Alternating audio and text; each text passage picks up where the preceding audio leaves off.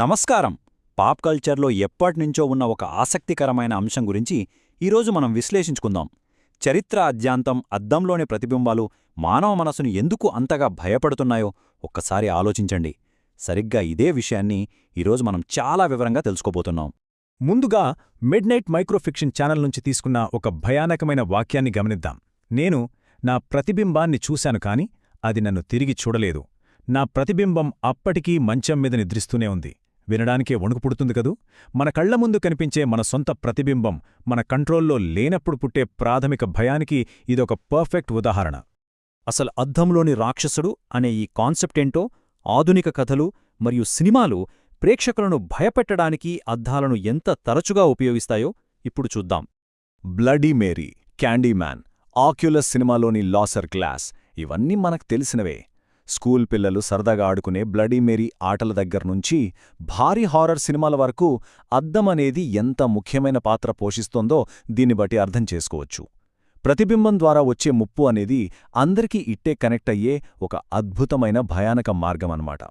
సరే, ఆధునిక సినిమాల సంగతి పక్కన పెడితే ప్రపంచవ్యాప్తంగా ఉన్న ప్రాచీన కాలం నుండి ఉన్న నమ్మకాలను ఇప్పుడు పరిశీలిద్దాం.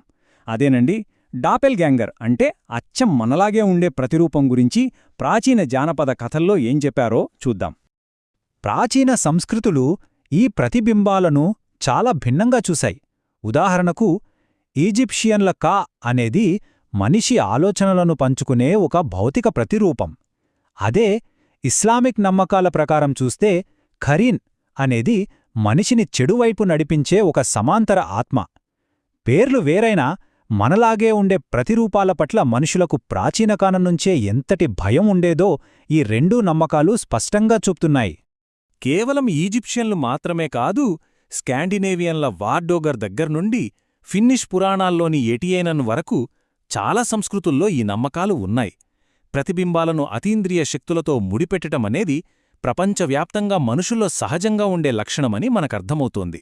అద్దంలో చూసుకున్నప్పుడు అది నిజంగా మనమేనా లేక వేరే ఏదైనా శక్తా అనే అనుమానం ఎప్పట్నుంచో ఉందన్నమాట. ఇక జపనీస్ పురాణాల విషయానికొస్తే ఉంగై క్యూ అనే కాన్సెప్ట్ గురించి మనం ఖచ్చితంగా మాట్లాడుకోవాలి.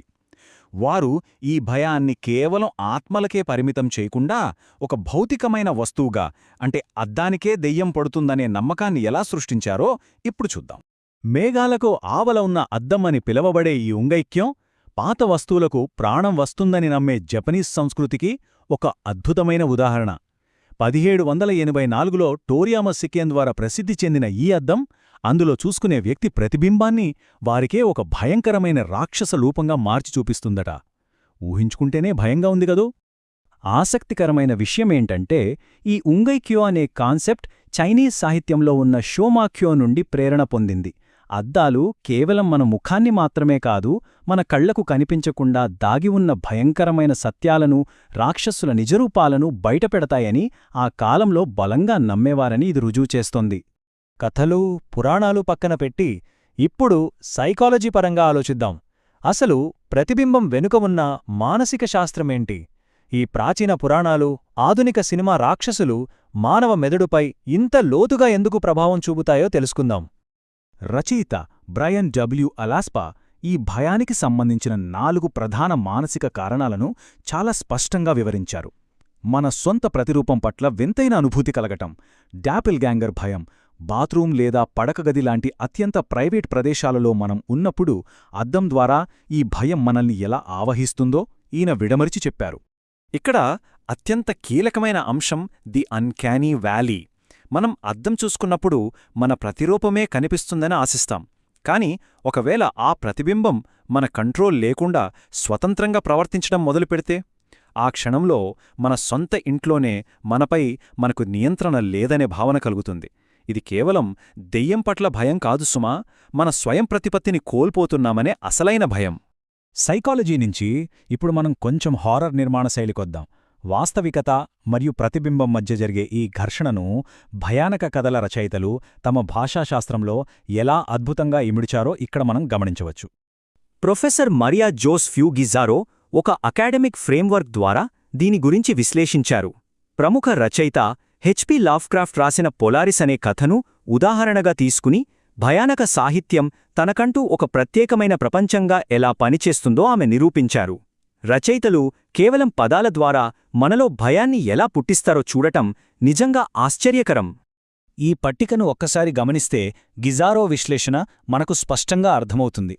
రచయితలు భయాన్ని పెంచడానికి వెలుతులు, ఆలోచన వంటి పాజిటివ్ అంశాలను నిద్ర, చీకటి లేదా వేరొకరిగా ఉండటం లాంటి అంశాలతో ఎలా పోటీకి పెడతారో మనకు తెలుస్తుంది.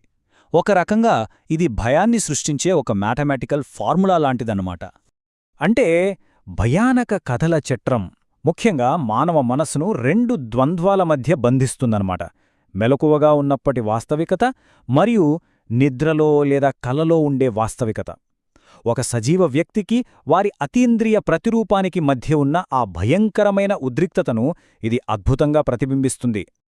ఇక ఆఖరి విభాగానికి వచ్చేద్దాం. అదే భయాల ప్రతిబింబాలు. ఈరోజు మనం తెలుసుకున్న జానపద కథలు, మానసిక శాస్త్రం మరియు రచయితల భాషా వ్యూహాలు ఇవన్నీ కలిపి అసలు మనకు ఏ విషయాన్ని స్పష్టం చేస్తున్నాయో ఇప్పుడు చూద్దాం. సింపుల్గా చెప్పాలంటే అద్దాలు ప్రాథమికంగానే మనల్ని కలవరపెడతాయి. ఎందుకంటే అవి మనకి మరియు మనకు తెలియని ఇతర ప్రపంచానికి మధ్య ఉన్న ఒక సరిహద్దు గోడలాంటివి. ప్రతిరోజు మనకు తెలియని ఒక అదృశ్య విషయంతో ముఖాముఖిగా పోరాడేలా అవి మనల్ని ఒత్తిడి చేస్తాయనడంలో ఎలాంటి సందేహం లేదు. ఇది మనల్ని ఒక భయంకరమైన ఆలోచనలో పడేస్తుంది. చీకటి పడిన తర్వాత ఇంట్లో అద్దాన్ని దాటుకుని వెళ్ళేటప్పుడు చూస్తున్నది నిజంగా మనమేనా, లేక ఆ అద్దం వెనుకెవరైనా వేచి ఉన్నారా? బహుశా ఆ అద్దంలో మనం చూస్తున్నది మనల్ని కాకపోవచ్చు. ఈ ఆసక్తికరమైన ఆలోచనతో ఈరోజటి మన విశ్లేషణను ముగిద్దాం.